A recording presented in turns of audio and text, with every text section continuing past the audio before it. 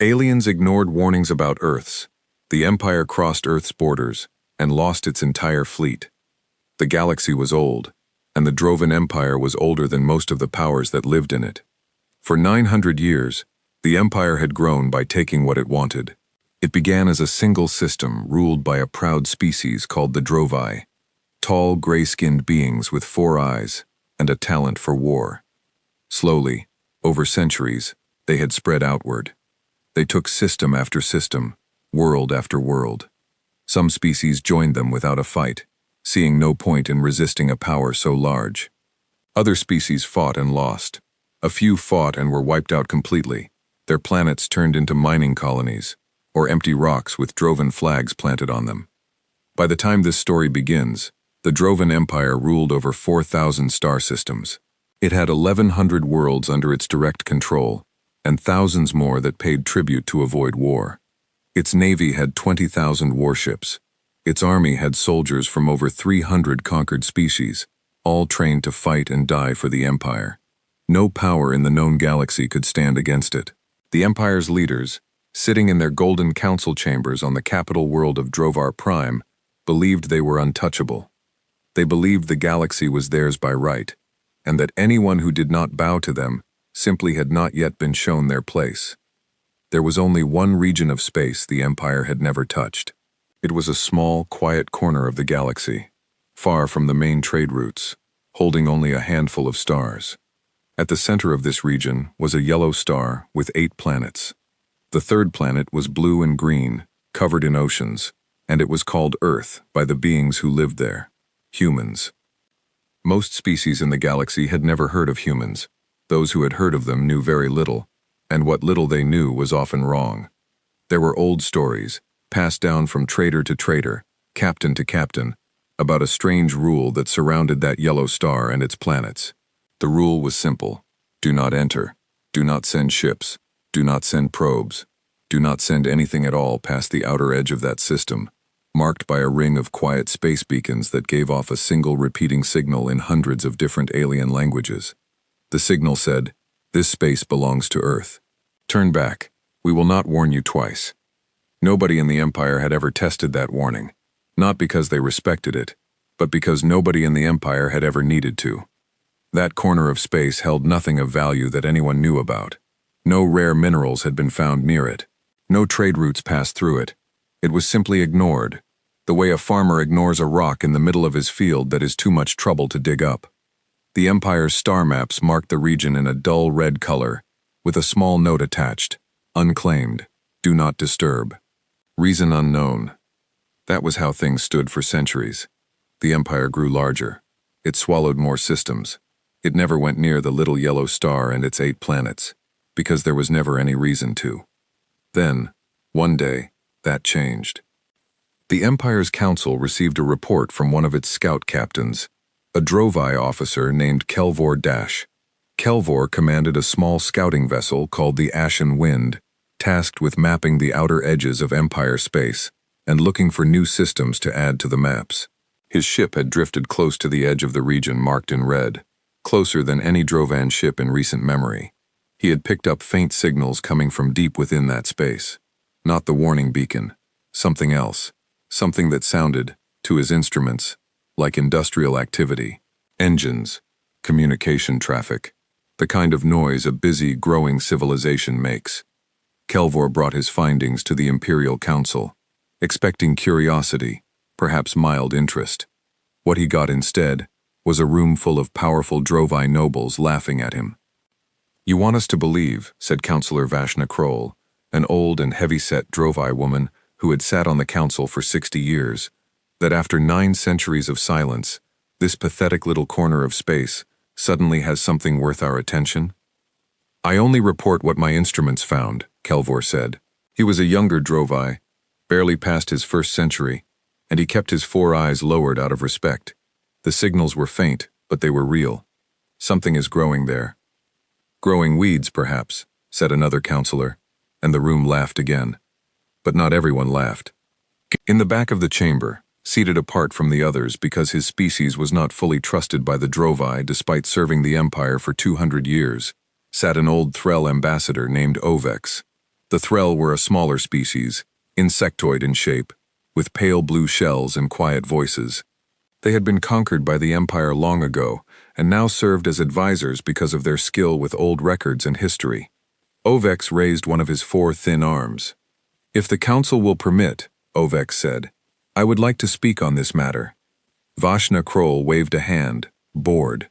"Speak then, if it amuses you." Ovex stood, his small body barely reaching the height of the council table. "My people have old records, from before the Empire ever reached our system.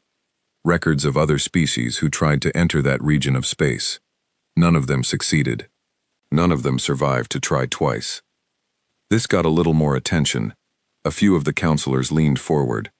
"Explain," said Councillor Dreshval, a younger and more ambitious Drovi who had been pushing for new conquests to strengthen his standing on the council. 300 years before the Empire found my homeworld," Ovex said, "a trading fleet from a species called the Karsoon tried to enter that system, believing it to be undefended and rich in resources. The Karsoon were not a warlike people, but they were curious and greedy, and they did not believe the warning applied to peaceful traders. They sent 12 ships, and?" Dreshval asked. "None returned," Ovex said simply.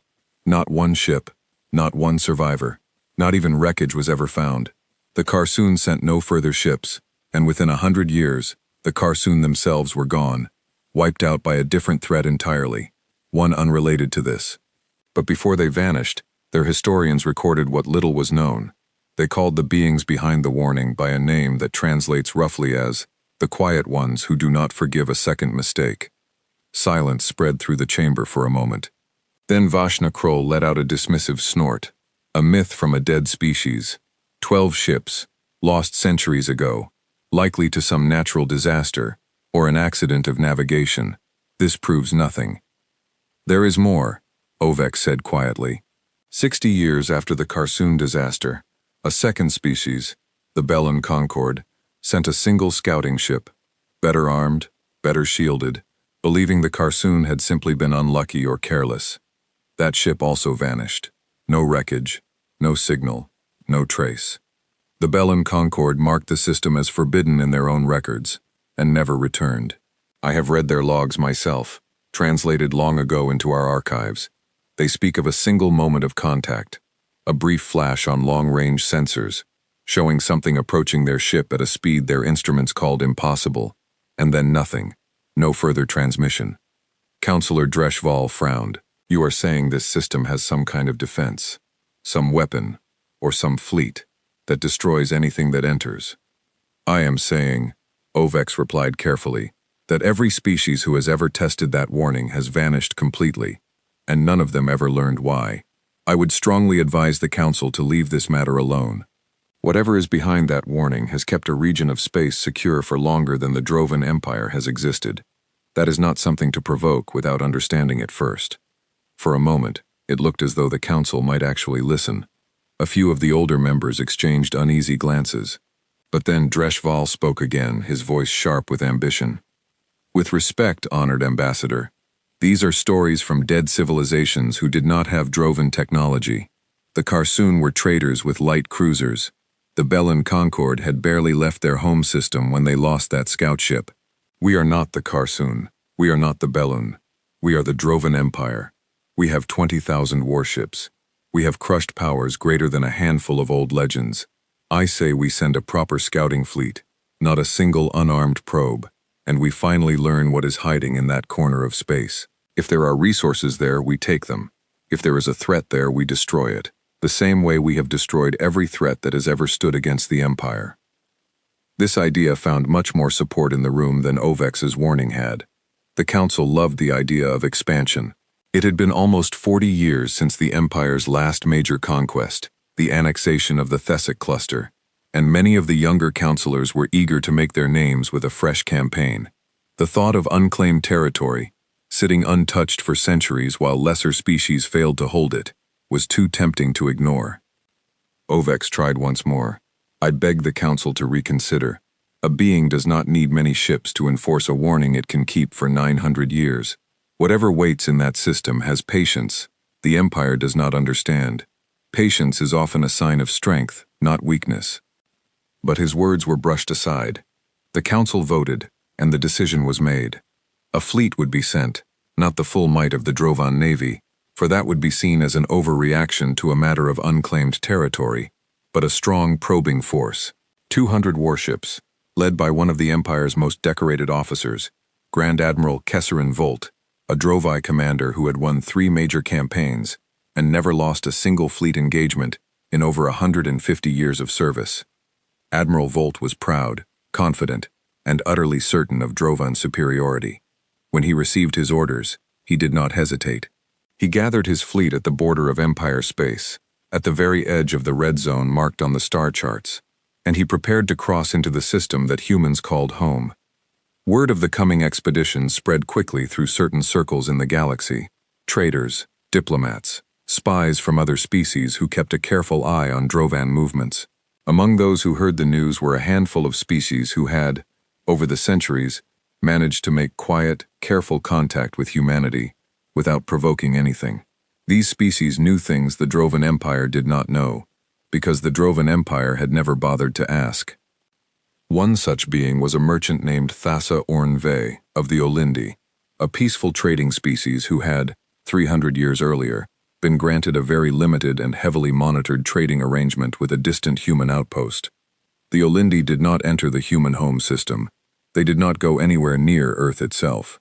They traded only at a single outpost, far out at the edge of human territory, and even there, they followed rules given to them by the humans themselves, rules that had never once been broken by either side.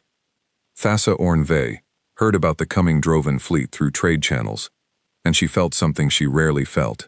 Real fear, not for herself, but for the fools who were about to make a terrible mistake. She tried to send a warning through diplomatic channels to the Drovan Empire, using contacts she had built over decades of careful trading.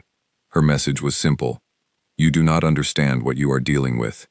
Humans are not hiding because they are weak. They are hiding because they choose to be left alone. And for hundreds of years, every species wise enough to respect that choice has been left in peace. Every species foolish enough to test it has disappeared. I beg you, recall your fleet before it is too late. The message reached a low-level clerk in the Drovan diplomatic office, who read it, judged it to be the ravings of an overly cautious trader, and filed it away without ever showing it to anyone with the authority to act on it. It sat in a digital archive, unread by anyone who mattered, while 200 Drovan warships began their slow, confident march toward the edge of human space. Grand Admiral Kesserin Volt stood on the bridge of his flagship, the Empire's Fist, a massive vessel 3 kilometers long, bristling with weapons that had crushed fleets far larger than anything he expected to find waiting for him. He looked at the star charts showing the small yellow sun ahead and the tiny blue planet at its center, and he felt nothing but confidence. 900 years, he said to his second-in-command, a sharp young officer named Dressa Kell, and no one has ever bothered to properly test this so-called warning. Centuries of legend, and it all comes down to old stories from dead species who never had a real navy to begin with. Do you think there's really nothing there, Admiral? Dressa Kell asked. I think, Volt said, that we are about to become the first commanders in Drovan history to add a new sector to the Empire that no one else was brave enough to claim. Set course for the border. We cross at first light, ship time. Let history remember this day. Behind him, unnoticed, sat a small data terminal displaying an automatic translation of the warning beacon's message, repeating in Drovan script for anyone who cared to read it. This space belongs to Earth. Turn back. We will not warn you twice. No one on the bridge paid it any attention at all. 3 days before the fleet crossed into the red zone, back on Drovar Prime, Ambassador Ovex sat alone in his small quarters, in the diplomatic quarter of the capital. He had spent those 3 days trying everything he could think of to stop the expedition, or at least to delay it long enough for cooler heads to reconsider. He had requested a second audience with the council and been denied. He had sent written warnings to every councillor individually and received no replies. He had even tried to reach Grand Admiral Volt directly through official channels, hoping that a soldier might listen where politicians would not, but his message had been returned unread, marked with a single line from a junior officer. The Admiral does not accept unsolicited communications from non-Drovan sources. Ovex was old, even by Threll standards, and he had served the Empire faithfully for 2 centuries, ever since his homeworld had been absorbed into Drovan territory. He did not hate the Drovi. In many ways, he respected them.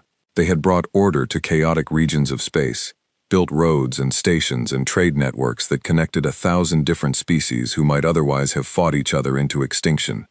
But he had also seen, many times over his long life, how the Empire's confidence could turn into blindness.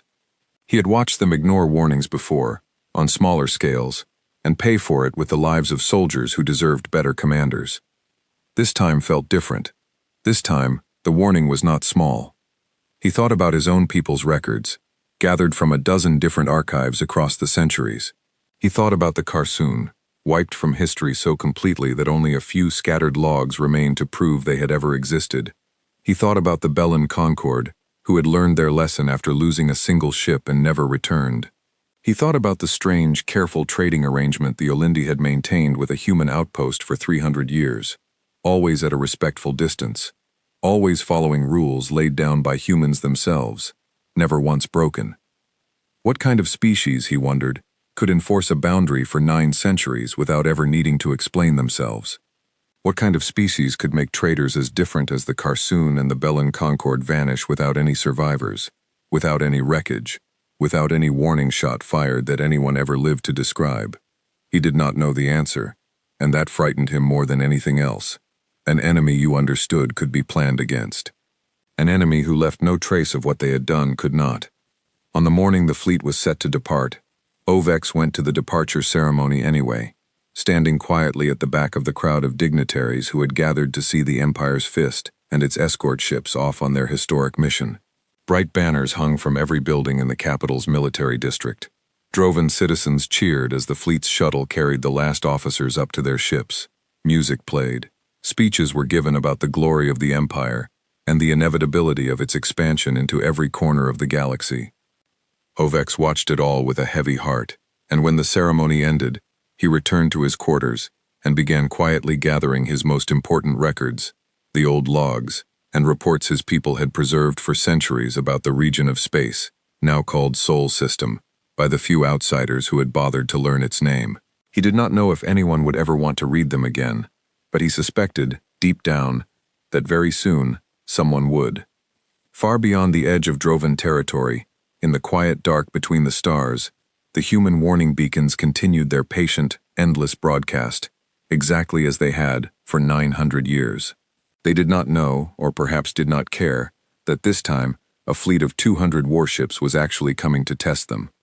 What the Drovan Empire did not know, what none of the great powers of the galaxy truly understood, was that humanity had never been hiding out of fear. Centuries earlier, in a time now remembered by very few outside Earth itself, humans had made first contact with a hostile alien scouting force, a small raiding fleet from a since-forgotten species that had probed the edge of the solar system, looking for an easy world to strip of resources. That first contact had not gone the way the aliens expected. It had not gone the way humanity expected either. It had taught humanity 2 lessons at once: that the galaxy was far larger and far more dangerous than they had ever imagined, and that they themselves were far more capable of defending what was theirs than anyone, including themselves, had realized. From that day forward, human civilization had made a quiet, careful choice. They would not announce themselves to the galaxy. They would not go looking for trouble among the stars, sending fleets out to conquer or explore or make grand declarations of human greatness. Instead, they would build, in silence, exactly the kind of strength that would make anyone who came looking for trouble regret it. They set up their beacons, drew their border, and waited. Century after century, they refined their technology, their weapons, their ships, always improving, always preparing, never boasting, never showing off what they had built to anyone who had not earned the right to see it. Only a handful of species in the entire galaxy had ever been trusted enough to establish any kind of relationship with humanity, and every single one of those relationships had been built slowly, carefully, and on terms that humans themselves controlled completely. The Olindi traders were one such species. There were 2 or 3 others, scattered across different corners of known space, each with their own small, quiet arrangement, each sworn to secrecy about the true nature of what lay beyond that warning beacon. None of them had ever told the Drovan Empire the truth, because the Drovan Empire had never once asked with anything resembling respect. And now, 200 warships under the command of a proud and confident admiral were crossing the line that no power foolish enough to test it had ever crossed and survived. The Empire's fist led the way, its massive engines glowing bright against the black of space, followed by its escort of cruisers, destroyers, and support vessels, an armada more powerful than anything the Carsoon or the Bellin Concord could ever have imagined possessing. Grand Admiral Volt stood at the observation window of his bridge, watching the stars ahead, and for a moment, just a moment, he felt a small flicker of unease he did not understand, and quickly dismissed. "Systems report," he ordered. "All systems green, Admiral," Dressakel replied. "Sensors are picking up. Nothing unusual. Just the beacon signal, repeating the same message it always has." "Then let it repeat," Volt said, a thin smile crossing his face. "In a few hours, it will have something new to say. Full speed ahead. Take us across the border." The fleet accelerated, crossing the invisible line marked only by the faint, patient signal of the human beacons. For the first time in 900 years, an armed fleet of true military strength had entered the space that belonged to Earth. Somewhere, deep within that quiet system, something old and patient noticed.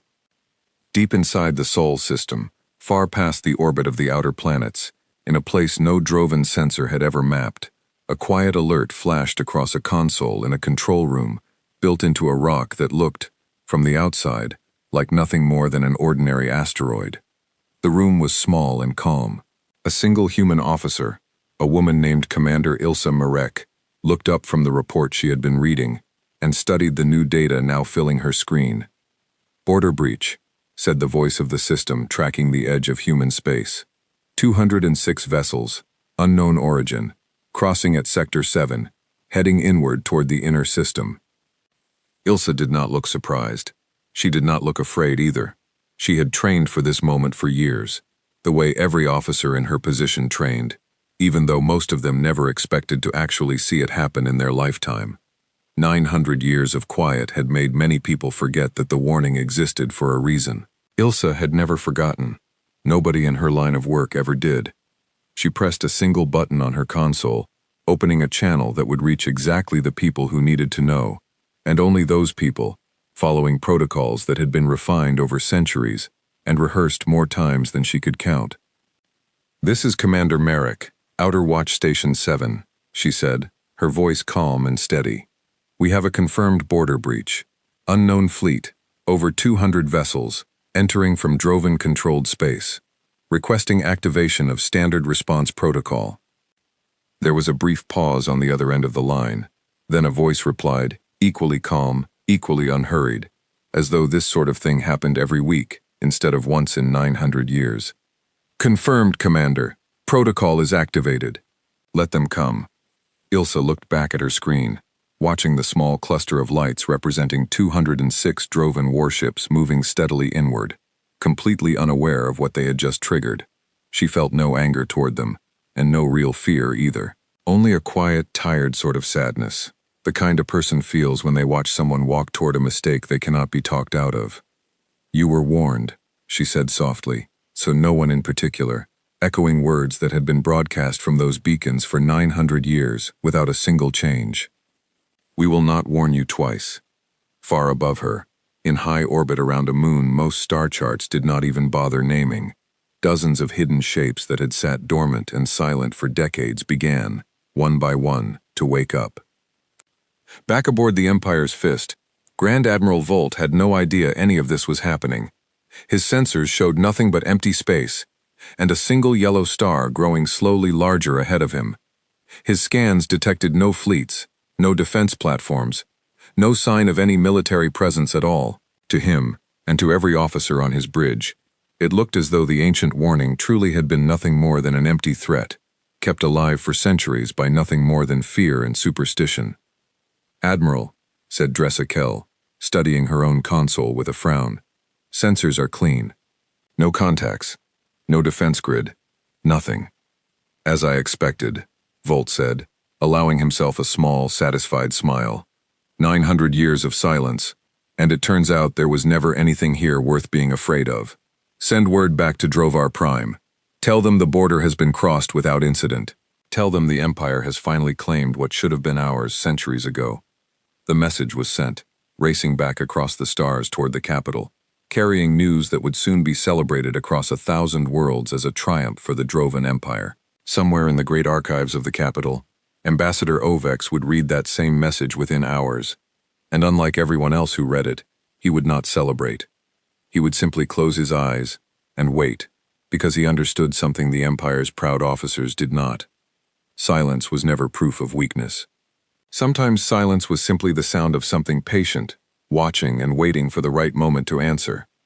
The Empire's fist continued forward, deeper into human space, its escort ships spreading out in a wide, confident formation behind it, completely unaware that every single one of them had just crossed into a trap 900 years in the making. Ahead of them, the little blue and green planet grew steadily larger on their screens, quiet, peaceful, and utterly unconcerned by the armada now approaching its front door. It would not stay quiet for much longer. Aliens ignored warnings about Earth's. The Empire crossed Earth's borders and lost its entire fleet. News of the crossing spread across the Drovan Empire faster than anything had in decades. On Drovar Prime, the capital world, banners were raised, speeches were given, and citizens gathered in public squares to celebrate what their leaders called the greatest expansion in Drovan history. Councillor Dresh Val, whose idea it had been to send the fleet in the first place, was praised in every major broadcast as a visionary, a leader bold enough to claim territory that lesser minds had feared for centuries. He gave interview after interview, smiling his sharp Drovai smile, telling anyone who would listen that the old warnings had been nothing but superstition, kept alive by weak-minded species too afraid to test them properly. "The Empire does not believe in ghost stories," he said in one widely broadcast speech.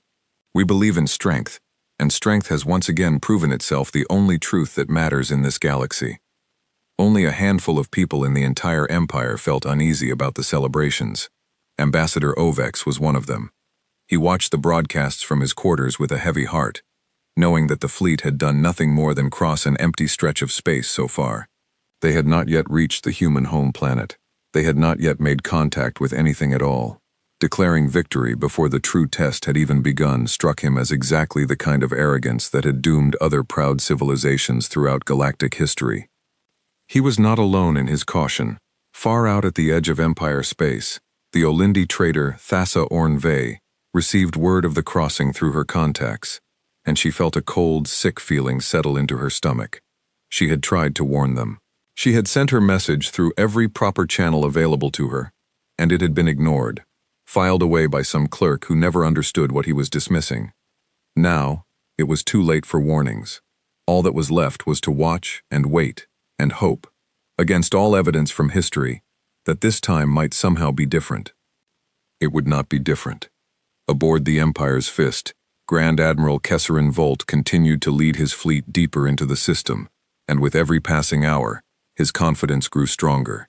His sensors detected nothing dangerous, no defense platforms, no patrol ships, no fortified positions of any kind. The only thing his instruments picked up, aside from the 8 planets orbiting the yellow star, was a scattering of small, quiet installations near the 3rd planet, structures too modest to be anything but simple orbital stations, the kind any developing civilization might build for research or communication. "This is almost disappointing," said Dressakel, studying the sensor readings with a puzzled expression. 900 years of warnings, and what we find is barely more advanced than what the Threll had when we first found them. "Do not let your guard down completely," Volt replied, though even he struggled to keep the confidence out of his own voice. "There may yet be surprises, but I confess, Commander, I am beginning to agree with you. This looks less like the lair of some ancient, terrible power, and more like a quiet backwater that got lucky enough to be left alone for a very long time." He ordered the fleet to slow its approach as they neared the 4th planet, a reddish world with thin orbital rings of debris around it that appeared, on closer inspection, to be the wreckage of old mining operations. Nothing about it looked threatening. If anything, It looked abandoned, the remains of some earlier industrial effort left to drift for want of anyone to maintain it. "Send a probe to that debris field," Volt ordered. "Let us see what these humans have been building out here, alone, all this time." A small scout probe detached from one of the escort cruisers and drifted toward the ring of debris circling the red planet. It scanned quietly for several minutes, sending back images and data that showed exactly what it appeared to be: old mining equipment, stripped of anything valuable, left drifting in a slow, decaying orbit. Nothing military, nothing advanced, just the leftover scraps of some earlier chapter of human industry, long since abandoned in favor of newer projects elsewhere. "Curious," Dressikel said, looking over the data. "It's old, decades old, at least, judging by the wear patterns. Why would they leave so much material just floating out here?" "Perhaps they simply did not need it anymore," Volt said, though a small part of him, buried deep beneath his confidence, found the question more troubling than he wanted to admit. A species efficient enough to control this much space for 9 centuries did not usually waste resources so carelessly. But he pushed the thought aside. There would be time to study these humans properly once the fleet had secured the system. What Grand Admiral Volt did not know, and could not have known, was that the debris field around the red planet was not abandoned at all. It was bait, a carefully maintained illusion, seeded generations ago and quietly refreshed every few decades, designed to look exactly like what any outside observer would expect to find: evidence of a civilization that had grown, industrialized, and then, for reasons unknown, scaled back or lost the ability to maintain its ambitions. It was meant to encourage exactly the kind of conclusion Volt and his officers were now reaching: weakness, decline, an easy target. The truth was very different. Humanity had never stopped building. They had simply stopped building where anyone outside their borders could see. As the fleet pressed deeper into the system, small automated sensors scattered discreetly across dozens of locations: moons, asteroids, quiet orbits around minor planets, continued to track every single ship, cataloging engine signatures, weapon configurations, shield strengths, and crew estimates with a level of detail the Drovan officers would have found deeply unsettling had they known it was happening. Every scrap of data flowed quietly back toward a series of hidden command centers, where human strategists studied the invading fleet with the calm patience of people who had prepared for this exact scenario for longer than most civilizations had existed.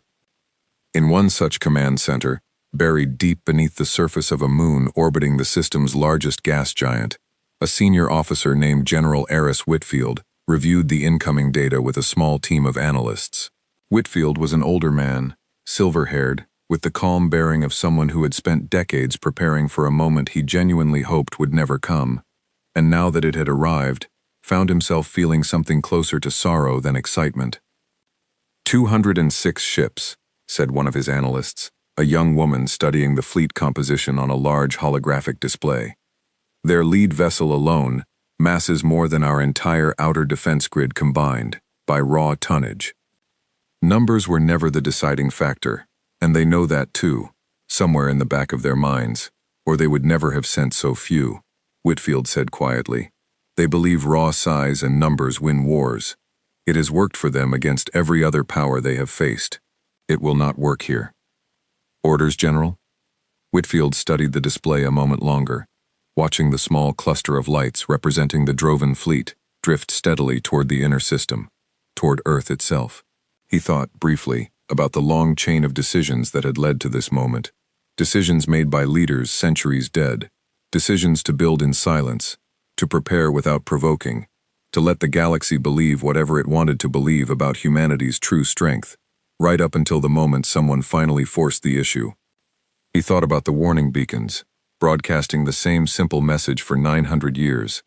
He thought about the Carsoon and the Bellun Concord, 2 species who had learned the hard way and never come back.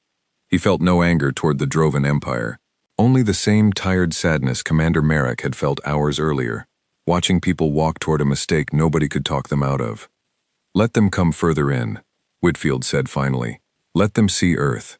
Let them get close enough to believe, for just a moment, that they have already won. And then we answer them, the same way we have always planned to answer, if this day ever came. Far above, The Drovan fleet continued its steady advance, completely unaware that every ship, every officer, and every soldier aboard had already been counted, catalogued, and marked for a response that had been prepared, refined, and rehearsed for longer than the fleet's admiral had been alive. Grand Admiral Volt stood at the observation window of his bridge, watching the small blue and green planet grow larger with every passing hour, and he allowed himself, for the first time since the mission began, a genuine feeling of triumph. "Send a full report back to the capital," he said to his communications officer. "Tell them we have reached the inner system without resistance. Tell them the third planet is directly ahead, and the Empire's Fist will be the first Drovan vessel in history to make contact with the species known as humanity."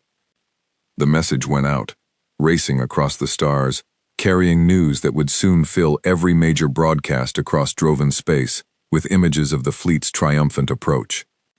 On the bridge of the Empire's Fist, nobody noticed the small, quiet flicker of movement far behind them, near the edge of the system, where a series of objects that had, until that exact moment, been indistinguishable from ordinary asteroids and debris, began, one by one, to shift their positions ever so slightly, aligning themselves along a pattern that had been calculated with absolute precision, generations in advance, for exactly this scenario. The trap was not yet sprung. The fleet had not yet reached the point of no return, but it was close now, closer than any Drovan officer understood, and the quiet, patient defenders of Earth were simply waiting for the right moment to reveal exactly what 900 years of careful, silent preparation had built. Ambassador Ovex, back on Drovar Prime, received the latest triumphant report from the fleet and read it 3 times before setting it down.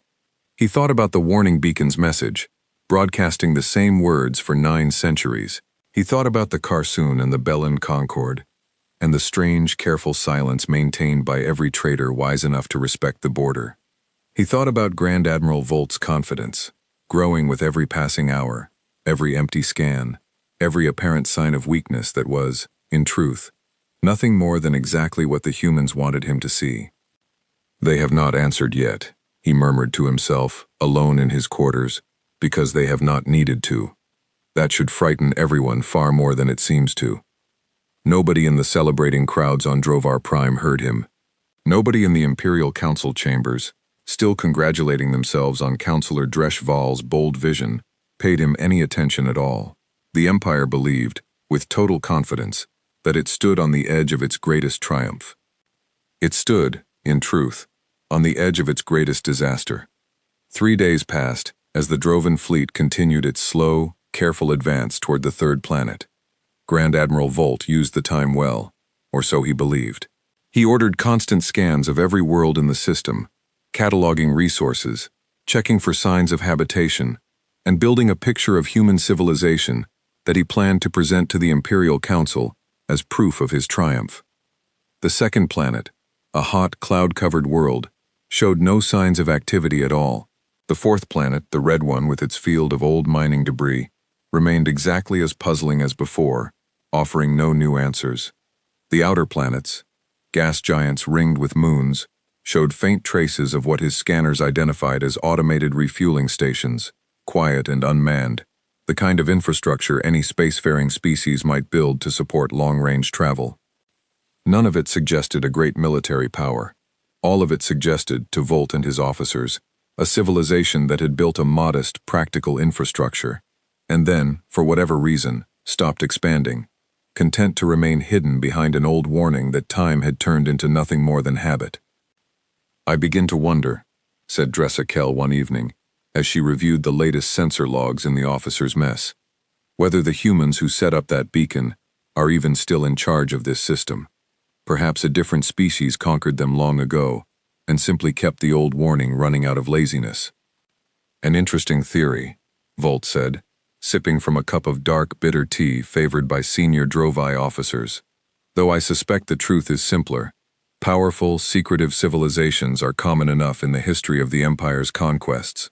Many of them believed a closed border and an old legend would protect them forever. All of them were wrong." He said this with the easy confidence of a man who had conquered a dozen such civilizations over the course of his long career, and in his mind, This campaign was already following the same familiar pattern. First, the quiet approach. Then, the discovery that the legend was hollow. Then, first contact, followed by negotiation. Or if negotiation failed, a swift and decisive show of droven strength that would end any resistance before it could properly begin. It had worked this way for the Thessic cluster. It had worked this way for a dozen systems before that. He saw no reason to believe it would be any different here. What he did not know, what none of his officers knew, was that every single scan his fleet performed was being carefully monitored by the very civilization he believed he was studying. Human sensor networks, hidden throughout the system in ways that defeated even the most sensitive Drovan detection equipment, tracked the fleet's every scan, every probe, every minor course correction, feeding the information back to General Whitfield's command center with a level of detail that would have terrified Volt had he ever seen it. "They're being thorough," noted one of Whitfield's analysts, watching the Drovan fleet methodically survey each planet in turn, almost respectful in their own way. "They're not just charging straight for Earth." "Thoroughness born of confidence," Whitfield replied. "They believe they have already won. This is simply them counting their new possessions before the paperwork is finished." He allowed himself a small, humorless smile. "It won't matter. Confidence built on false assumptions is the most fragile kind there is." On the fourth day of the fleet's advance, something happened that Volt would later describe, in his final reports, as the first true sign that something was wrong. A single automated cargo drone, one of thousands quietly moving supplies between human colonies scattered across the outer system, found itself on a collision course with the edge of the Drovan fleet's formation. It was not a warship. It carried no weapons. It was simply an old, unglamorous piece of civilian infrastructure, going about its routine business exactly as it had for years, completely unaware that an invading fleet now occupied the space it needed to pass through. Drovan sensors picked it up immediately, and for several tense minutes, the bridge of the Empire's fist buzzed with activity as officers debated what to do about the strange, small vessel now approaching their formation. "Single contact, unarmed, minimal shielding," reported the sensor officer. "It does not appear to be evading us or changing course in response to our presence." "Hail it," Volt ordered. They tried every communication frequency they carried, broadcasting greetings in Drovan, and in the handful of trade languages common across Empire space. The drone did not respond. It simply continued along its programmed route, adjusting its course by a small margin to avoid a direct collision with the nearest Drovan cruiser, and then continuing on exactly as before, as though the entire fleet of 200 warships did not concern it at all. "Curious," Dressakel murmured, watching the little drone slip past their formation and vanish into the dark beyond their sensor range. "It didn't even seem to notice us. Or it noticed us completely, and simply did not care," Volt said, frowning slightly for the first time since the mission began. There was something unsettling about a piece of unmanned civilian equipment treating an invasion fleet as an unremarkable obstacle to route around, the same way it might avoid a field of asteroids. It suggested either a species with no concept of danger, which seemed unlikely given the elaborate warning system they maintained, or a species so confident in its own security that an invading fleet simply did not register as a threat worth altering course for. He did not like either possibility, though he kept his unease carefully hidden from his officers. Word of the strange encounter reached Ambassador Ovex through diplomatic channels 2 days later, buried in a longer report about the fleet's continued advance. He read the description of the unresponsive drone several times, turning the small detail over in his mind. A civilization that built automated systems so thoroughly indifferent to an approaching armada was not a civilization hiding out of fear. Fear made things cautious, watchful, quick to react. This was something else entirely. This was the behavior of a system so secure in its own defenses that a fleet of 200 warships simply did not register as a meaningful threat. He tried, once more, to bring his concerns to the council, and once more he was turned away, told that the ambassador's persistent doubts were beginning to look less like caution and more like an attempt to undermine a historic Drovan achievement. Frustrated and increasingly afraid, Ovex began quietly copying his most important historical records onto a series of small data crystals, uncertain what he intended to do with them, but certain somehow that the coming days would matter more than anyone in the celebrating crowds of Drovar Prime yet understood. Meanwhile, the Drovan fleet continued its approach, closing the final distance toward the third planet, Earth itself, now visible on every bridge view screen, as a small blue and green sphere wrapped in white clouds, beautiful, and, to every officer aboard, utterly unthreatening. Grand Admiral Volt gathered his senior officers for a final briefing before what he expected to be humanity's first true contact with the Drovan Empire. "Tomorrow," he told them, standing before a large display showing the planet ahead, "we will make history. We approach not as conquerors seeking bloodshed, but as representatives of a civilization willing to offer these humans a place within the greatest empire this galaxy has ever known. If they resist, we will show them, clearly and decisively, why resistance is unwise. If they accept, they will find that Drovan rule brings prosperity and order to every world it touches." His officers nodded, murmuring their agreement, caught up in the same confident excitement that had carried the fleet across 900 years of silence, without a single moment of genuine doubt. Only Dressa Kell, standing near the back of the briefing room, found herself thinking about the small, unresponsive cargo drone that had slipped past their formation days earlier, treating their entire fleet as nothing more than an obstacle to root around. She said nothing, unwilling to voice a concern she could not fully explain even to herself, but the small unease remained, quiet and persistent, as the fleet continued its final approach toward the heart of human space. Behind them, scattered across dozens of quiet, unremarkable positions throughout the outer system, the last pieces of a 900-year-old plan continued shifting silently into place, waiting only for the signal that would finally, after so long, put them to use. In the deep, quiet command center beneath the gas giant's largest moon, General Whitfield received final confirmation that the Drovan fleet had entered the designated response zone, the invisible boundary drawn generations ago that marked the point beyond which no invading force would be permitted to travel unchallenged. He studied the display for a long moment, watching the 206 Drovan ships arranged in their confident, orderly formation, still broadcasting occasional hails toward Earth that no one had yet bothered to answer. "They still believe silence means we haven't noticed them," said the young analyst beside him.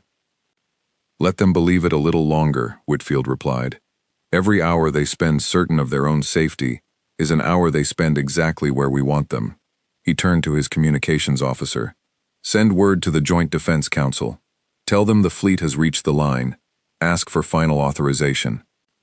The reply came back within minutes, brief and unambiguous, carrying the quiet, practiced calm of a civilization that had rehearsed this exact moment more times than anyone outside its command structure would ever know. "Authorization granted. Proceed as planned. Show them why the warning was never a bluff." Whitfield read the message twice, then set it down, and looked once more at the slowly shifting positions on his display, at the patient shapes that had waited in silence for 900 years, for a moment that many had privately doubted would ever come. "All stations," he said quietly, "prepare to answer them." Far above, unaware that the final countdown had already begun, Grand Admiral Kesserin Volt stood at the observation window of the Empire's Fist, watching the blue and green planet grow larger with every passing hour, and allowed himself one last, quiet moment of pride before the true test of his campaign began. He had no idea it would be one of the last calm moments he would ever experience. Aliens ignored warnings about Earth's. The Empire crossed Earth's borders and lost its entire fleet.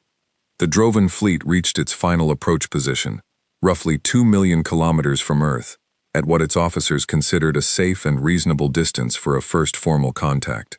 Grand Admiral Volt ordered the fleet to hold formation there, a wide, disciplined arrangement of warships with the Empire's Fist at its center, surrounded by layers of escorting cruisers and destroyers, all facing the small blue and green planet ahead like an audience waiting for a performance to begin. "Send the formal greeting," Volt ordered. "Standard first contact protocol. Full translation package. Every known language format we carry. Broadcast on every frequency." The message went out across the void, a lengthy, formal declaration crafted centuries ago for exactly this purpose, informing whatever civilization existed on the planet ahead that the mighty Drovan Empire had arrived, that it came in the spirit of expansion and order, and that the natives of this world were invited to submit peacefully to Drovan authority in exchange for the many benefits of joining a galaxy-spanning civilization. It was the same message that had convinced dozens of species across the centuries to surrender without a fight, awed by the sheer scale and confidence of the fleet delivering it. For a long moment, there was no response at all. The bridge of the Empire's fist fell into an uneasy silence as officers watched their communication displays, waiting for any sign of a reply.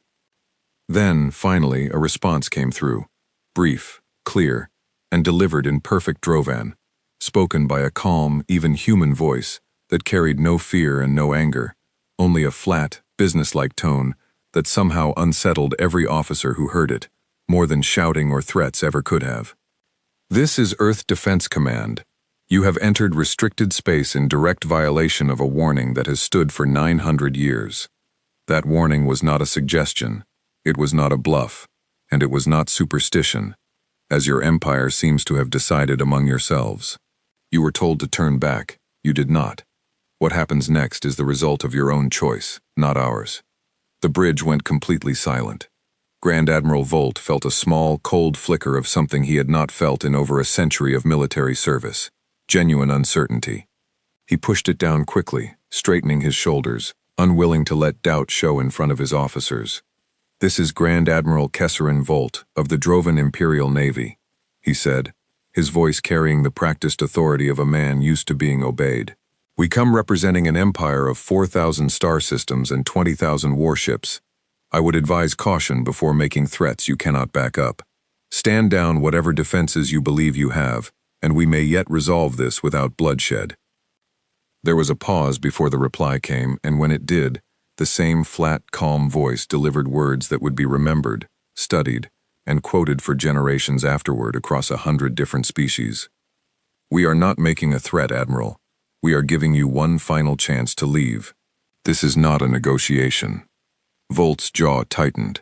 Centuries of Drovan pride, generations of unbroken military success, and the simple, deep-rooted belief that no power in the galaxy could truly stand against the Empire's might, all combined in that single moment to make his decision for him. "Refused," he said. "Bring your defenses forward, if you have any. The Drovan Empire does not retreat from empty threats." The channel went silent. For nearly 30 seconds, nothing happened. The bridge crew of the Empire's Fist exchanged uncertain glances, some beginning to wonder if the humans had simply given up, unable to back their words with any real strength after all. Then, every sensor screen across the entire Drovan fleet lit up at once. What had, until that exact moment, appeared to be nothing more than scattered asteroids, quiet debris fields, and ordinary moons throughout the outer and middle regions of the system, suddenly revealed themselves to be something entirely different. Camouflaged weapons platforms hidden beneath layers of rock and ice for generations opened their firing ports. Stealth-cloaked warships, invisible to Drovan sensors, until the exact moment their systems powered up, decloaked in perfect formation around the entire Drovan fleet, cutting off every avenue of retreat. Automated defense stations that had spent decades disguised as harmless communication relays revealed weapon arrays far more advanced than anything Drovan intelligence had ever encountered. "Admiral," Dressakel's voice cracked with alarm as she stared at her console, watching contact after contact appear on her screen, more ships materializing every second, until the sensor display was so crowded with hostile signatures that the computer struggled to render them all clearly. "We have hundreds of new contacts. They were here the entire time, cloaked, hidden inside the debris fields, disguised as civilian infrastructure. Admiral, we are completely surrounded." Grand Admiral Volt stared at the display in stunned silence, watching 900 years of careful, patient, silent preparation reveal itself all at once. And for the first time in his long career, he understood, with a sudden, sickening clarity, exactly how badly he had misjudged the enemy in front of him. "All ships, defensive formation!" he shouted, his earlier confidence cracking under the weight of what his sensors were now showing him. "Shields to full power, weapons free, do not let them." He never finished the order. The human fleet opened fire with a coordination and precision that no Drovan officer had ever witnessed in 900 years of galactic conquest. There was no ragged volley, No uneven barrage of independent ships firing when ready. Every human weapon platform fired within the same fraction of a second, guided by a targeting network that had spent generations refining its understanding of exactly how Drovan shields worked, exactly where their weak points lay, and exactly how to overwhelm them before they could adapt. The nearest Drovan cruiser, a vessel called the Iron Talon, disappeared in a single blinding flash before its crew had even finished raising shields. Two more cruisers followed within seconds, their hulls breached simultaneously by weapons fire that seemed to strike every vulnerable point at once, as though the humans had studied Drovan ship design for years and knew exactly where to aim. "Return fire," Folt bellowed, but even as his ships began firing back, it quickly became clear that something was deeply wrong with their targeting systems. Drovan weapons, designed to lock onto enemy vessels through standard sensor tracking, struggled to maintain any kind of accurate lock on the human ships, which moved with a speed and unpredictability that defied Drovan sensor prediction models entirely. Shots that should have struck true sailed past their targets, missing by margins that made no sense according to any calculation Drovan gunnery officers understood. "Their ships, they're too fast," reported one gunnery officer, his voice rising in panic. "Our targeting computers can't track them properly. They keep predicting the wrong." His console exploded in a shower of sparks as a stray shot tore through the outer hull nearby, and he never finished the sentence. Across the battlefield, the story repeated itself again and again. Drovan destroyers, proud vessels that had crushed rebellions and conquered systems for over a century, found themselves unable to land meaningful hits on an enemy that moved through the chaos of battle with an almost effortless precision. Meanwhile, human weapons fire continued to find its mark with terrifying consistency, punching through Drovan shields that had never faced anything close to this level of sustained, coordinated assault. Aboard one of the escort cruisers, the Wind of Judgment, Captain Torek Vesh watched in horror as three human vessels converged on his ship from three different angles simultaneously, their combined fire overwhelming his shields within seconds, despite every evasive maneuver he attempted. "Divert all power to forward shields," he shouted, but it made no difference. The human ships adjusted their firing solutions with a speed that suggested they had anticipated his exact response before he had even given the order. The Wind of Judgment's shields collapsed entirely, and moments later, so did the ship itself, torn apart in a bright flash that briefly outshone the distant sun. On the bridge of the Empire's Fist, Grand Admiral Volt watched his fleet disintegrate around him with a growing sense of disbelief that quickly hardened into desperate determination. He had faced difficult battles before, had pulled victory from situations that looked hopeless through sheer tactical skill and the overwhelming firepower of Drovan capital ships. He refused to believe this battle could not still be won. "Concentrate all fire on their largest visible contacts," he ordered. "Break their formation. Force them to spread out. We still have numbers on our side." But even as he spoke, his sensor officer delivered news that made the words feel hollow, even as he said them. "Admiral, we've lost 40 ships. 43. "No, Admiral, we're losing them faster than I can update the count." The battle, if it could even be called a battle rather than a slaughter, had barely lasted 10 minutes, and already nearly a fifth of the entire Drovan fleet had been destroyed, with barely a scratch to show on the human side in return. What confused and terrified the surviving Drovan officers most was not simply the speed or coordination of the human attack, but the strange, almost surgical precision of it. Human weapons fire consistently targeted engine sections, weapon batteries, and command decks with an accuracy that suggested they were not simply trying to destroy Drovan ships as quickly as possible, but were instead deliberately disabling them first, crippling their ability to fight or flee before delivering the final, fatal blow. It was, though none of the Drovan officers understood this in the chaos of the moment, a deliberate choice by the human commanders overseeing the battle from their hidden command centers throughout the system. Total annihilation would have been easy. It would also have wasted an opportunity that Earth's leadership had discussed and planned for extensively in the years since the last serious external threat had tested their borders. This battle was not simply about survival. It was about sending a message that would be impossible for the wider galaxy to misunderstand or dismiss as exaggeration. Target selection remains disable first, Destroy second, per standing engagement protocol, General Whitfield confirmed calmly from his command center, watching the battle unfold across a dozen different display screens, with the same steady patience he had maintained throughout the entire encounter. We want survivors, Commander. We want witnesses. A destroyed fleet is a mystery the Empire can explain away with excuses and rumors. A crippled fleet, limping home with its crews alive to tell exactly what happened here, is a lesson no one can pretend didn't happen. Aboard the Empire's Fist, Grand Admiral Volt continued issuing orders even as the situation grew more hopeless with every passing minute. Ship after ship reported critical damage, engines disabled, weapons offline, hulls breached and venting atmosphere into the vacuum of space. And yet, strangely, very few ships were being fully destroyed anymore. The human fleet seemed to have shifted its tactics, no longer delivering killing blows but instead systematically disabling every remaining Drovan vessel, one after another, with the same terrifying precision that had defined the entire engagement. They're not finishing us off, Dressakel said slowly, watching the pattern emerge on her own displays, disbelief and dawning horror mixing in her voice in equal measure.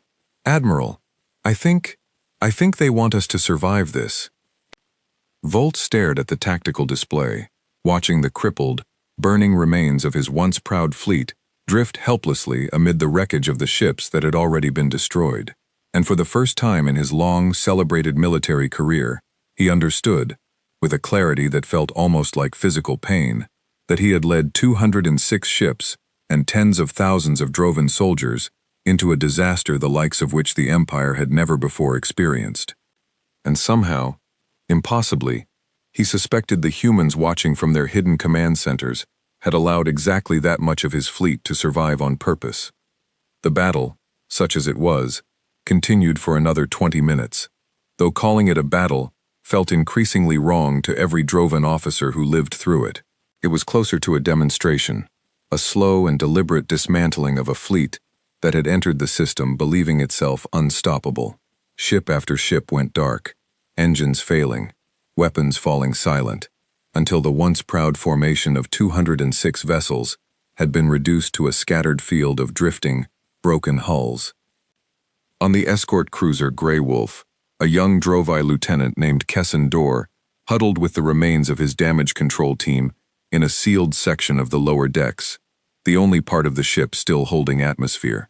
Around him, emergency lighting flickered weakly, casting long shadows across walls scorched black by fire that the automated suppression systems had barely managed to contain. Through a cracked viewport, he could see the wreckage of a dozen other ships drifting nearby, some still trailing thin streams of atmosphere and debris into the dark. "They're not even chasing the ones that surrendered," said one of the crew members beside him, watching a nearby destroyer, its weapons silent, its engines dead, simply sitting motionless in space, untouched by any further attack. Why would they stop? Why not just finish us? Kessin did not have an answer. He only knew that somewhere out there, hidden among the wreckage and the drifting debris, human ships continued their methodical work, moving from target to target with a calm efficiency that felt, in some strange way, almost more frightening than if they had simply destroyed everything in a single overwhelming strike. A fleet bent on total annihilation was at least something a soldier could understand, could even respect as the brutal logic of war. This was something else. This felt controlled, deliberate, as though the humans behind those weapons had already decided, long before the battle even began, exactly how much destruction they intended to deliver, and not one measure more. Aboard the Empire's Fist, the situation had grown desperate. The flagship's shields had failed twice already, restored each time by emergency power rerouted from non-essential systems. But everyone on the bridge understood those reserves would not last much longer. Fires burned in at least 6 sections of the ship. Casualty reports flooded in faster than anyone could properly track them, and still, Grand Admiral Volt refused to give the order every instinct told him was now the only reasonable choice remaining. "Admiral," Dressakel said quietly, her voice steady despite the chaos around them, "we have lost contact with over 130 vessels. The ones still transmitting report critical damage across every system. We cannot continue this engagement." Volt stared at the tactical display for a long moment, watching the wreckage of his fleet spread out around the flagship like the scattered pieces of a broken toy. 900 years of Drovan military history, and he had just presided over what would surely be remembered as the single greatest disaster the Empire had ever suffered. He thought, briefly and bitterly, of Ambassador Ovex's warning, dismissed so easily in the council chamber weeks earlier. He thought of the old Threll records describing the Carsoon and the Bellin Concord, species who had learned this same lesson and never lived to share it properly with anyone who might have listened. "Open a channel," he said finally, the words feeling like ash in his mouth, "to the human command." The channel opened almost instantly, as though the humans had been waiting for exactly this moment.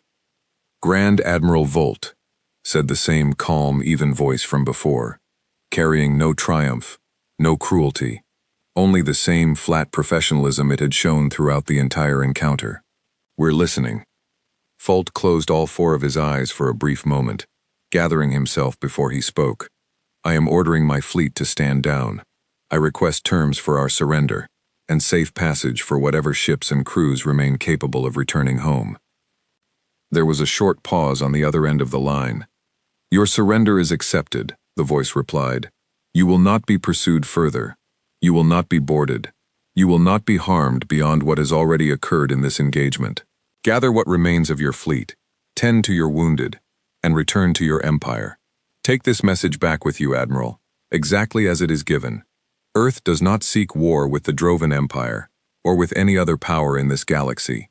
We seek only to be left alone. That warning has stood for 900 years, and it will stand for 900 more. The next fleet that crosses this border will not be shown the same restraint yours was shown today." The channel closed. Grand Admiral Volt sat in silence for a long moment, staring at the wreckage displayed across his tactical screen, at the drifting hulks of ships that had, only hours earlier, formed the proudest fleet the Drovan Empire had ever sent beyond its own borders. Of the 206 vessels that had crossed into the system, official counts would later confirm that 189 had been destroyed outright. The remaining 17, including the badly damaged Empire's Fist itself, limped away from the battlefield under their own power, carrying the survivors, the wounded, and the terrible weight of a defeat unlike anything in Drovan history. Dressa Kell stood beside her admiral as the shattered remnant of the fleet began its long, humiliated journey back toward the border, back toward a capital that had celebrated their departure with banners and speeches and absolute confidence in a victory that had never come. "What do we tell them, Admiral?" she asked quietly. "What do we tell the Council?" Volt did not answer immediately. He simply stared out at the stars, at the small blue and green planet shrinking slowly behind them, peaceful and untouched, exactly as it had appeared before the battle began, as though the entire catastrophic engagement had left no mark on it at all. "We tell them the truth," he said finally. "All of it, every word. And we pray, for the sake of the Empire, that someone finally listens." Deep beneath the surface of the gas giant's moon, General Whitfield watched the battered remnant of the Drovan fleet limp away from Earth on his display screens, and allowed himself a small, tired sigh. Around him, his analysts had already begun compiling the full record of the engagement, every weapon fired, every ship destroyed, every decision made by both sides during the short, brutal encounter, data that would be studied by strategists and historians for generations to come. "Casualties on our side?" he asked, already fairly certain of the answer but needing to hear it confirmed. "None, General," replied the young analyst who had spoken earlier. "Not a single ship lost. Minor damage to 3 vessels from debris impacts. Nothing requiring more than routine repair." Whitfield nodded slowly, feeling no particular satisfaction in the number, only a quiet relief that the plan, rehearsed and refined across so many decades by people who had hoped never to need it, had worked exactly as intended. "Send the full report up the chain. Political leadership will want it within the hour, and they'll want to know exactly what we told the Drovan Admiral, word for word." "Do you think they'll listen, General?" the analyst asked. "The Drovans, I mean. Do you think this will actually stop them from trying again?" Whitfield considered the question carefully before answering, watching the last few Drovan ships disappear from his sensor range, carrying their wounded and their broken pride back toward a border they should never have crossed in the first place. Some of them will listen, he said finally. The ones who were there today, who saw what happened with their own eyes. They'll understand. Whether the ones sitting comfortably on their throne back home listen to those witnesses is an entirely different question. Pride has a way of drowning out even the clearest lessons, General Kroll's testimony aside. He turned away from the display, already thinking ahead to the reports that would need to be filed, the careful diplomatic messages that Earth's leadership would soon need to consider sending to the wider galaxy, and the quiet, patient work of watching to see what the Drovan Empire would do next. Behind him, the hidden defenses of the solar system began, one by one, returning to their positions of careful disguise, the same silent watchfulness they had maintained for 900 years, ready and waiting, should anyone else ever be foolish enough to test the warning a second time. Aliens ignored warnings about Earths. The Empire crossed Earth's borders and lost its entire fleet. The journey back to Drovan space took nearly 3 weeks for the 17 surviving ships of what had once been a proud fleet of 206. It was a slow, painful trip, made slower by the need to constantly repair failing systems, tend to the wounded, and hold together vessels that had been battered nearly beyond function. Grand Admiral Volt spent much of that journey in his quarters, reviewing the battle records again and again, searching for some detail he had missed, some decision he might have made differently, some way the disaster could have been avoided. He found nothing that changed the fundamental truth of what had happened. The Empire had been warned, for 900 years, and had chosen not to listen. When the surviving fleet finally crossed back into recognized Drovan territory, word of their arrival spread through official channels within hours. What should have been a triumphant return, the celebrated homecoming of history's boldest expansion, instead became something the Empire's own propaganda offices scrambled desperately to control. Reports of the disaster reached Drovar Prime before the ships themselves did, carried by faster diplomatic couriers, and by the time Volt's battered flagship finally limped into orbit above the capital, the entire Empire already knew, in broad and terrifying strokes, exactly what had happened at the edge of human space. The Imperial Council convened an emergency session within hours of the fleet's return, and this time there was no laughter in the chamber. Councillor Vashna Kroll, who had mocked Ambassador Ovex's warnings so dismissively weeks earlier, sat in stony silence as Grand Admiral Volt delivered his official report, his voice steady, despite the exhaustion and grief evident in every word. 206 ships crossed the border, Volt said, standing before the assembled council with a bearing that carried none of the confidence he had shown before departure. 189 were destroyed. Approximately 41,000 Drovan soldiers and crew members died in that engagement, along with several thousand more from the various allied species serving within the fleet. The humans did not pursue the survivors. They did not board our ships. They allowed us to withdraw, after delivering a single message, which I will now repeat exactly as it was given to me. He recited the human commander's final words, and the chamber fell into a silence so complete that the soft hum of the ventilation systems became audible for the first time in living memory. Councillor Dresh Val, the man whose bold vision had launched the expedition in the first place, sat frozen in his seat, his earlier confidence utterly shattered. Every broadcast, every speech, every celebration he had orchestrated in the weeks leading up to the fleet's departure, now felt like evidence of his own catastrophic misjudgment, and he understood, watching the grim faces around him, that his political career had likely died along with the 41,000 soldiers he had sent to their deaths. It was Ambassador Ovex who finally broke the silence, rising slowly from his seat at the back of the chamber, where he had sat through so many dismissive laughs weeks before. "I take no pleasure in saying I warned this council," he said quietly, his voice carrying clearly through the silent chamber despite its softness. "I take no pleasure at all in the deaths of 41,000 soldiers who deserved leaders wise enough to listen to a warning that was never meant to be a bluff. The Qarsoon lost 12 ships and vanished from history, rather than test that warning twice. The Bellin Concord lost a single scout and never returned. We lost 189 warships and tens of thousands of lives, and I would ask this council, with all the respect I can still find within myself after today, to finally understand that this species does not make empty threats." No one laughed this time. No one dismissed him. The council sat in heavy, grief-stricken silence, and for the first time since the Empire's founding 9 centuries earlier, the great chamber of Drovan power felt genuinely, deeply afraid. News of the disaster did not stay contained within Drovan space for long.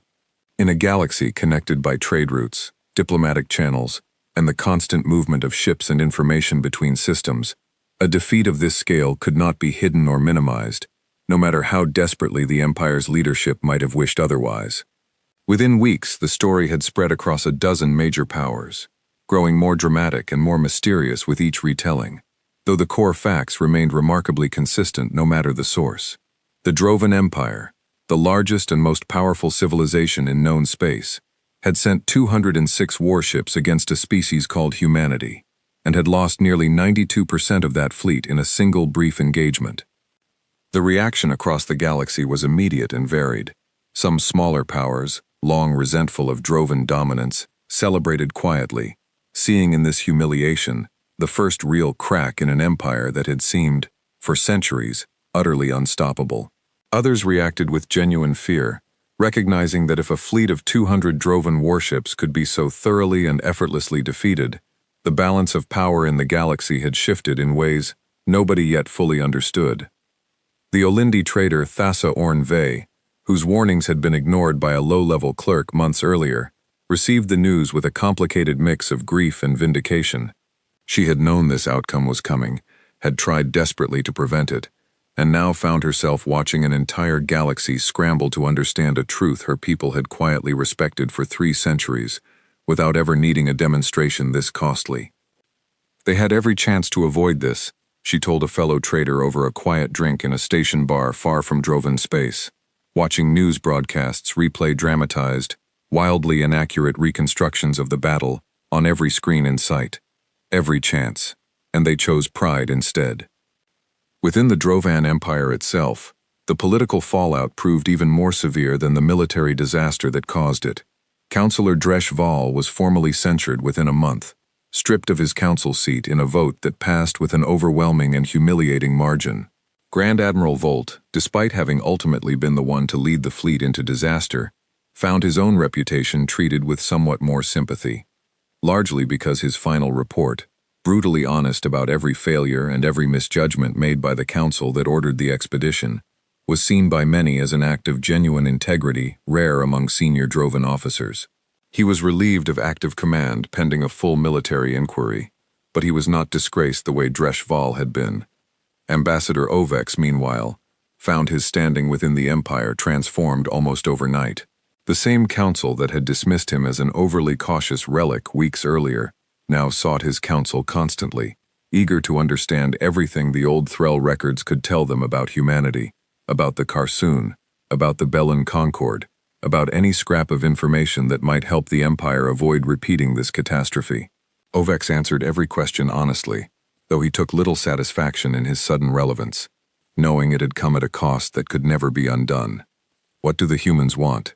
Councillor Vashna Kroll asked him during one of many private council sessions held in the weeks following the disaster. Do they intend to expand outward now? Should we prepare for further conflict? I do not believe so, Ovex answered carefully. Every record my people have gathered over the centuries suggests the same pattern. Humans do not seek to conquer beyond their own borders. They seek only to be left alone within them. The Qarsoon were not attacked after their ships vanished. The Bellin Concord were never pursued after losing their scout. Humanity's response, in every recorded instance, has been purely defensive. They punish those who cross the line. They do not cross it themselves. Then why maintain such a fearsome defense at all, if they have no ambition beyond their own borders? Asked another councillor. What civilization builds such strength and does nothing with it? The Vex considered the question for a long moment before answering. Perhaps, he said finally. That is precisely the point. A civilization secure enough in its own strength does not need to prove it constantly, the way empires built on constant expansion often do. Humanity built its strength in silence, and has used it, in 900 years, exactly twice. Against the Qarsoon, and now against us. Both times, only after their border was crossed by force. I suspect, honored councillors, that this restraint is not weakness. I suspect it is simply a different philosophy of power than the one this empire has always practiced. one that values being left alone over being feared and obeyed. The council chamber fell quiet again, considering this idea, so foreign to everything Drovan culture had built itself upon for 9 centuries of expansion and conquest. Elsewhere in the galaxy, other powers began quietly reaching out to establish contact with humanity for the first time, hoping to learn more about this mysterious species that had, almost overnight, become the single most discussed topic in galactic politics. Most of these attempts were handled the same way Earth had always handled outside contact: carefully, cautiously, and strictly on human terms. A handful of species were granted limited, closely monitored trading arrangements, similar to the one the Olindi had maintained for centuries. Most others received polite but firm messages declining any closer relationship, at least for the time being. One particular message, sent by Earth's diplomatic council to the Drovan Empire roughly 2 months after the battle, would later be studied and quoted extensively across galactic history. It was brief, formal, and carried the same calm, measured tone that had characterized every human communication throughout the entire crisis. The Drovan Empire's fleet crossed our border, despite clear and repeated warning. That warning existed for 900 years before your empire tested it, and it will remain in place for as long as necessary afterward. We hold no grudge against the individual soldiers who followed orders they did not create, and we extend our sympathy for the losses your empire has suffered, as a direct result of decisions made by your leadership rather than your people. We do not seek war with the Drovan Empire. We do not seek territory beyond what is already ours. We seek only the same thing we have always sought: to be left alone within the boundaries we have clearly and repeatedly defined. Should those boundaries be respected going forward, Earth has no further quarrel with your civilization. Should they be tested again, the response will not be as measured as it was this time. The message was read aloud in full session before the entire Imperial Council, and this time, no one in the chamber suggested ignoring it. The military inquiry into the disaster took nearly 4 months to complete, gathering testimony from every surviving officer, reviewing every scrap of sensor data recovered from the battle, and attempting to reconstruct, as accurately as possible, exactly what had gone wrong and why. Grand Admiral Volt testified extensively before the inquiry board, answering every question with the same blunt honesty that had marked his original report to the council. Could the outcome have been different, given better tactics? One of the inquiry officers asked him during a particularly long session. Volt considered the question carefully before answering. "I have turned that question over in my mind every day since the battle," he said. "I do not believe better tactics alone would have changed the outcome. Their targeting systems tracked our ships with an accuracy our own sensors could not match. Their vessels moved in ways our prediction models could not anticipate. Their coordination across hundreds of separate weapon platforms was near instantaneous. This was not a battle we lost through poor decisions in the moment. It was a battle we lost the moment we decided to cross that border, against a civilization that had spent 900 years preparing for exactly this scenario, while we spent those same centuries assuming the warning was empty." The final report, when it was released, placed the primary blame not on Volt's conduct during the battle itself, but on the Council's decision to authorize the expedition, despite clear historical warnings, and on the broader culture of Drovan confidence that had allowed those warnings to be dismissed so easily for so long. It recommended, among other things, that the Empire establish a permanent office dedicated to studying historical records of species and regions the Empire had never successfully conquered, staffed by officials with the authority to raise concerns that could not simply be ignored by ambitious counselors seeking political glory. Ambassador Ovex was offered leadership of this new office, and after some hesitation he accepted, hoping that whatever mistakes the Empire made in the future, at least this particular one, the mistake of refusing to listen, might finally be corrected. Not everyone within the Empire accepted the lessons of the disaster gracefully. A vocal faction of younger, more aggressive council members argued in the months following the battle that the defeat demanded a proportional response, that Drovan pride could not simply absorb such a humiliation without some form of retaliation, however costly. These voices called for a second, far larger fleet to be assembled, one numbering in the thousands rather than hundreds, arguing that no defense, however advanced, could withstand an assault of truly overwhelming scale. Grand Admiral Volt, testifying before the Council one final time before his own retirement from active service, addressed this argument directly and forcefully. "I understand the desire to answer this humiliation with strength," he said. "I felt that same desire myself, in the moments after our surrender, watching my fleet burn around me. But consider carefully what those of you proposing a larger fleet are truly suggesting. We sent 200 ships, confident in our superiority, and lost 189 of them without inflicting a single confirmed loss on the enemy in return. Not one ship, not one casualty on their side that we could verify. If their defenses scaled with the size of the threat they faced, and every indication from that battle suggests they were far from using their full strength against us, then a fleet of 2,000 ships might simply mean losing 2,000 ships, and tens of thousands more lives, to prove a point that has already been proven at a much smaller cost. I did not survive that battle to advocate for repeating it on a larger scale. I survived it to make certain this empire never makes that mistake again." His testimony, delivered with the weight of a man who had lived through the disaster firsthand, carried enormous influence within the council, and in the end, the faction calling for renewed conflict failed to gather enough support to move forward with any new expedition. The border once again would be left alone, not out of superstition this time, but out of a hard-won, thoroughly documented respect for a threat the Empire finally understood it could not overcome through numbers or pride alone. Across the wider galaxy, the effects of the battle continued to ripple outward for years afterward. Smaller powers who had long lived in the shadow of Drovan military dominance found new confidence in negotiations, no longer viewing the Empire as an unstoppable, unchallengeable force. Trade routes that had once flowed heavily toward Drovan-controlled space began, gradually, to diversify, as merchants and diplomats across a dozen species reconsidered exactly how much deference the Empire truly deserved. Historians and strategists from 100 different worlds studied the battle records that eventually became public, searching for lessons about humanity's capabilities, though very few of those studies produced anything close to a complete picture. Earth, true to its long-standing character, revealed only exactly as much as it chose to reveal, and not one detail more. Thassa Orn-Ve, the Olindi trader whose warnings had gone unheeded, found her own standing transformed within trading circles across the galaxy. Once regarded as an overly cautious merchant who followed strange, restrictive rules at her single human trading post out of habit rather than necessity, she now found herself sought out by diplomats and traders, eager to understand anything she could tell them about the mysterious species that had humbled the greatest empire in known space. She answered their questions carefully, mindful of the trust her people had built with humanity over 3 centuries, sharing only what she believed appropriate to share, and turning away every request that ventured too close to information she suspected humans would not want, spread carelessly across the stars.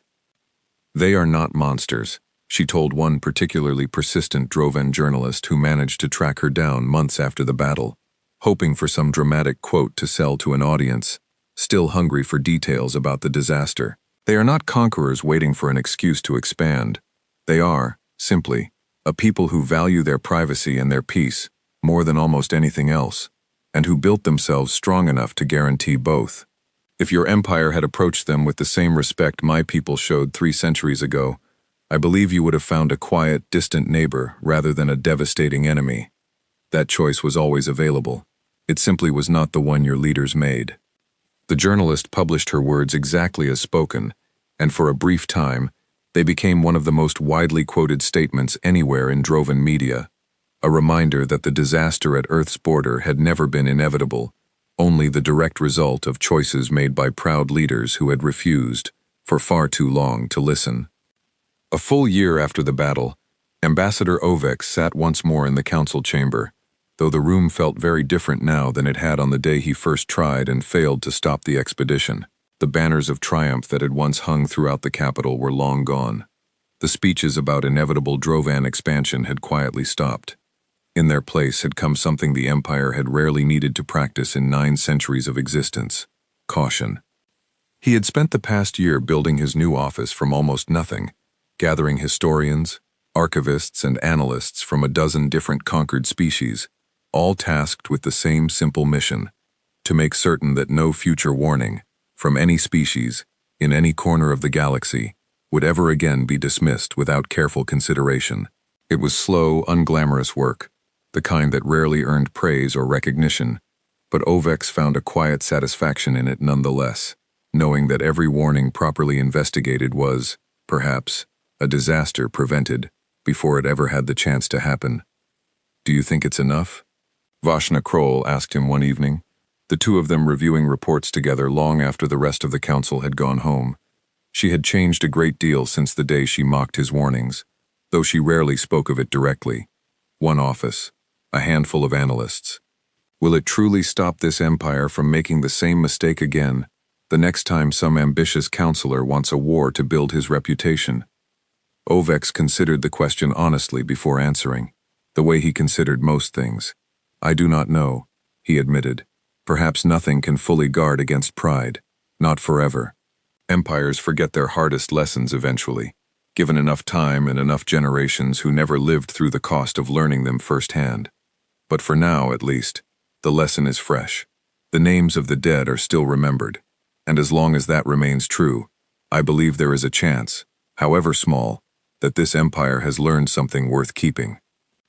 Far beyond the edges of Drovan space, past the quiet, unassuming beacons that had broadcast the same warning for 900 years and would continue broadcasting it for centuries more, life on Earth continued, much as it always had, quietly, privately, and largely undisturbed by the galaxy-wide reckoning its brief, decisive battle had set in motion. The humans who had fought and won that engagement returned to their ordinary lives, their ordinary duties, content in the knowledge that the border had held, exactly as it always had, and exactly as it always would, for as long as anyone chose to test it. Aliens ignored warnings about Earth's. The Empire crossed Earth's borders and lost its entire fleet. 5 years passed after the battle at the edge of the Sol system, and the galaxy slowly settled into a new understanding of the balance of power among its great civilizations. The Drovan Empire remained the largest, wealthiest, and most influential power in known space, but it was no longer viewed as unstoppable, and its leaders, chastened by the costliest lesson in their long history, no longer behaved as though it were. Trade continued. Diplomacy continued. Life across 1,000 worlds went on much as it always had, with one important difference. Everyone now understood, with absolute clarity, that the small, quiet region of space, marked in red on every star chart in the galaxy, was not empty territory waiting to be claimed. It belonged to someone, and that someone was more than capable of defending it. On Earth itself, life had returned to its usual rhythms almost immediately after the battle ended. There were no victory parades, no grand speeches celebrating the defeat of the Drovan fleet, no public monuments erected to mark the occasion. Most ordinary humans, going about their daily lives in cities and towns across the planet, knew only the barest outline of what had happened, filtered carefully through official channels that emphasized calm reassurance over dramatic detail. Earth's leadership had long ago decided that unnecessary public fear served no purpose, and that the quiet professionals who defended the system's borders deserved to do their work without becoming celebrities or symbols for a population that mostly preferred not to think too hard about threats from beyond the stars. Commander Ilsa Merrick, who had been the first to report the border breach 5 years earlier, still served at her post at Outer Watch Station 7, though she had been promoted twice since then, and now oversaw a small team of officers who had never experienced anything close to the intensity of that single, brief crisis. She thought about it sometimes, during the quiet hours of her shifts, watching the same patient beacon signal repeat its unchanged warning across the dark of space. "Do you think they'll ever come back?" a young officer named Priya Anand asked her one evening, several years into her own posting at the station. "The Drovans, I mean. Do you think they've really learned their lesson, or is this just a pause before someone decides to try again?" Ilsa considered the question for a long moment before answering, much the way General Whitfield once had, years earlier, when a young analyst asked him something similar. "Empires are strange things," she said finally. "They remember their triumphs for centuries, and pass them down as legends and lessons in strength. Their disasters, though, those get remembered for a while, and then, slowly, they get explained away, or forgotten, or blamed on unlucky circumstances, rather than bad decisions. I think, for now, the Drovans understand exactly what happened here, and exactly why.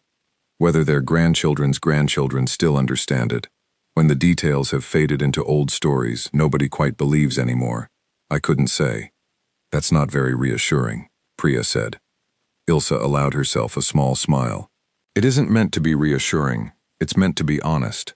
That's why we're still here, watching this signal, generation after generation, instead of assuming one battle solved the problem forever. The border doesn't defend itself just because we won once. It stays defended, because people like us keep showing up to make sure it does. Far across the galaxy, General Eris Whitfield had long since retired from active command, though he remained a quiet, respected advisor to Earth's broader defense strategy, consulted whenever questions arose about how the wider galaxy might react to humanity's continued policy of careful, guarded isolation. He spent much of his retirement writing detailed historical analyses of the battle, not for public release but for the training and education of future officers who would one day inherit the responsibility of defending the same border he had once defended himself. In one of his final reports before fully stepping back from official duties, he wrote words that would eventually become required reading for every officer stationed along humanity's borders in the years that followed. We did not win that battle because we were stronger than the Drovan Empire in every possible way. We won it because we were patient, and they were not. We won it because we spent 900 years building strength quietly, refining our defenses generation after generation, while they spent those same centuries assuming that silence meant weakness. The lesson for us, going forward, is not that we are invincible, or that this victory guarantees our safety forever. The lesson is that patience, preparation, and the willingness to walk away from a fight whenever possible are just as important to our survival as the weapons we build to end a fight once someone else insists on starting it. We must never mistake this victory for permission to grow careless. The next threat we face, whenever it comes from whatever direction, will not make the same mistakes the Drovans made. We must be ready for that day just as thoroughly as we were ready for this one. His words were taken seriously by the generations of officers who followed him, and Earth's quiet, patient strategy of careful defense and deliberate isolation continued largely unchanged in the years after the battle, refined and improved with each passing decade, exactly as it had been refined and improved for the 9 centuries before the Drovan Empire ever tested it.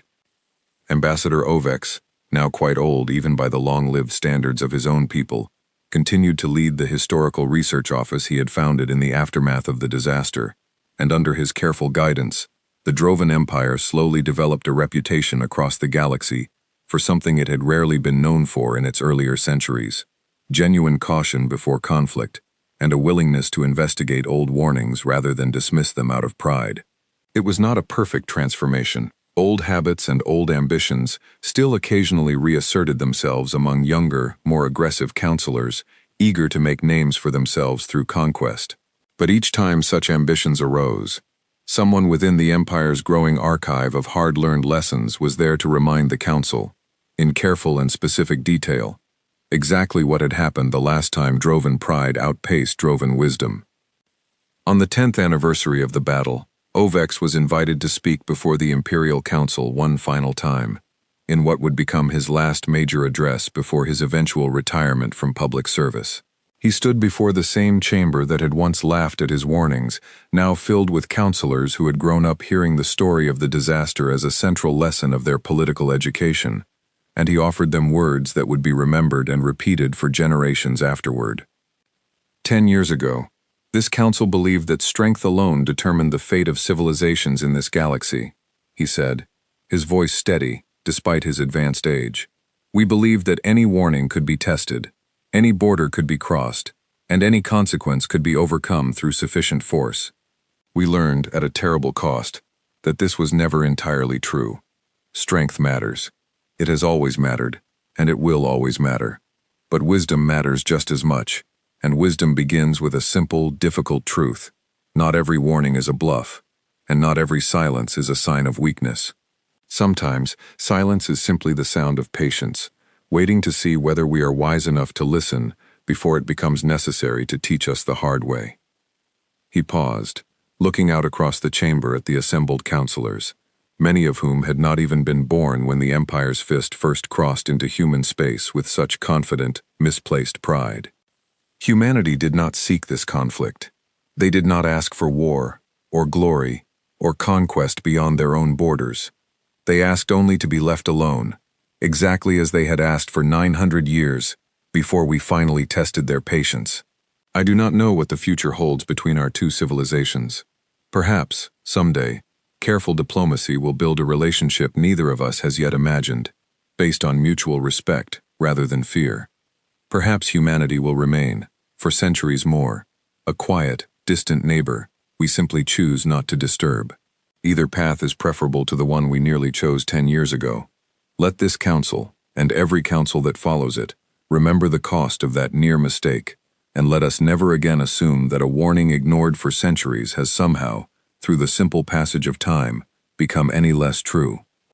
The chamber remained silent for a long moment after he finished speaking, and then, slowly, the councillors began to applaud, not with the enthusiastic celebration of the day the fleet first departed for Earth, but with something quieter and more genuine, the respect owed to someone who had been right when almost everyone else had been wrong, and who had spent every day since, trying to make certain that lesson was never wasted. Far beyond the reach of Drovan space, past the quiet beacons that continued their unbroken, patient warning, exactly as they had for nearly 1,000 years, Earth remained precisely what it had always chosen to be, a quiet, distant world, defended not by constant displays of strength or endless expansion, but by patience, preparation, and a simple, unwavering commitment to being left alone. The galaxy had learned, at great cost, exactly what that commitment meant, and though other threats would surely arise in the centuries still to come, humanity remained ready for them, exactly as it always had been, standing quietly behind its borders, watching, waiting, and hoping, more than anything else, that it would never again need to prove the truth of its oldest and simplest warning. You were told, we will not warn you twice. And for a very long time afterward, across every corner of the galaxy that had heard the story of what happened when the Drovan Empire crossed Earth's border and lost its entire fleet, nobody ever tested that warning again. 20 years after the battle, a young Drovi historian named Tessik Volkar, who had grown up hearing the story as a cautionary tale told in every school across the Empire, was granted a rare honor, a position on the small diplomatic team invited to the Olindi trading outpost at the very edge of human territory, the same quiet post where Thassa Orn-Ve had conducted careful, respectful trade with humanity for over 3 centuries. It was as close as any Drovan citizen had ever been permitted to get to human space since the disaster, and Tessik approached the assignment with a mixture of excitement and quiet reverence. Thassa Orn-Ve, much older now but still sharp-minded and watchful, met the young historian personally when his transport arrived at the outpost. She studied him for a long moment before speaking, the way she had once studied so many other visitors curious about the mysterious species she alone, among her people, had spent a lifetime learning to understand. You want to know what they are like, she said, not quite a question. Everyone who comes here wants to know that. I want to understand, Tessik said carefully, how a species could build something so quietly powerful, without ever announcing it to the rest of us. My people spent 900 years assuming that silence meant weakness. I would like to understand why we were wrong. Thassa considered him for a moment, then gestured for him to follow her toward the trading post's modest observation deck, where a viewport looked out over the quiet stretch of space that marked the very edge of the boundary humans had drawn around themselves so long ago. They are not so different from any of us, underneath it all, she said, looking out at the stars. They build families. They tell stories. They argue about small things and celebrate small victories, the same as any people, anywhere in this galaxy. The difference, I think, is simply this. They learned, very early in their history among the stars, that a quiet strength, carefully built and rarely displayed, protects a people far better than a loud strength constantly announced to anyone who might be listening. Your empire built an empire meant to be seen, meant to inspire both admiration and fear in equal measure. Humanity built something meant to be almost invisible, right up until the moment it truly needed to be seen. Both approaches can work, for a time, but only one of them avoids the mistake your empire nearly paid for so dearly, the mistake of being underestimated by someone patient enough and prepared enough to make that underestimation cost everything. Tessik looked out at the same quiet stretch of stars, thinking of the story he had grown up hearing, of the battle fought and won in a matter of minutes by a civilization that the greatest empire in the galaxy had, until that very battle, considered barely worth noticing. Do you think we will ever truly understand them? He asked. The humans, I mean. Do you think there will ever come a day when the mystery is gone, and they are simply known, the way we know 100 other species across this galaxy? Thassa smiled, a small, knowing expression shaped by 3 centuries of careful, patient trust, building with a species that had never once rushed the process. Perhaps someday, if they choose to let that happen, but I suspect they will always keep something back. Some quiet reserve the rest of the galaxy is never quite permitted to see fully. That is not cruelty or arrogance, the way your empire once assumed. It is simply wisdom, hard-won over centuries of watching what happens to civilizations that show the galaxy everything they have. I have spent my whole life trading at the edge of their territory, and even I could not tell you everything about what lies beyond that border. Perhaps that is exactly how they intend it to remain. Far beyond the outpost, past the edge of the boundary neither Tessic nor Thassa would ever fully cross, the quiet beacons continued their same unbroken message, exactly as they had for nearly 1,000 years, exactly as they would continue for however many centuries still lay ahead. Somewhere beyond that signal, on a small blue and green world orbiting an unremarkable yellow star, humanity continued its long, patient watch over the border it had built, ready, as it had always been ready, for whatever the future of the galaxy might someday bring to its door.